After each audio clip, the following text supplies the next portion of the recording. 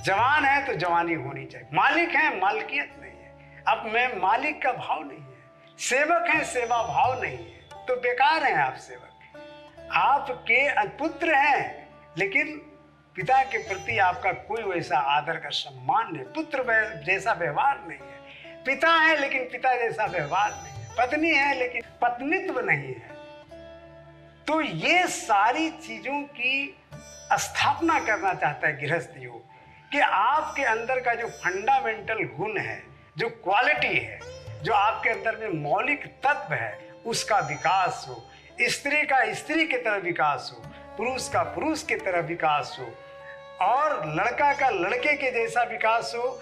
जो लड़की का जो गुण है उसको विकसित करते चले जाइए, और तब देखिए कि समाज परिवार के अंदर में, पूरी दुनिया के अंदर में एक अलग ही प्रकार की छवि उभर करके आएगी। तो गृहस्थ योग यही चाहता है कि जो जैसा है, अगर कमल है तो कमल की तरह वो विकास करे, अगर वो गुलाब है तो गुलाब की तरह वो विकास करे। ऐसा नहीं कि एक दूसरे का नकल करे। नकल करने में क्या होता है कि आप भौड़ा हो जाते हैं, आप कुरूप हो जाते हैं, आपकी खूबसूरती चली जाती है।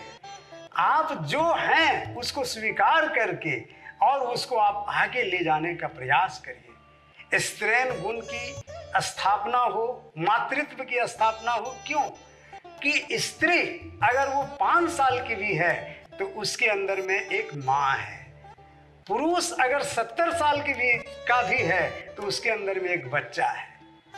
पुरुष उस तरह का है, संभालना स्त्रियों का काम होता है। वो हो सकता है बहुत बड़ा पदाधिकारी हो पुरुष, लेकिन स्त्री वही स्त्री ही उसको संभालती है। हो सकता है कि पुरुष बहुत अहंकार में जीता हो, लेकिन स्त्री के बगैर कोई स्त्री के अंदर में संभालने की शक्ति है और वो संभालती है, उसके अंदर में माँ है, वो मातृत्व के द्वारा ही पुरुष को वो संभाल पाती है। अहंकार है पुरुष के अंदर में बहुत बड़ा, लेकिन स्त्री के सामने वो छोटा हो जाता है।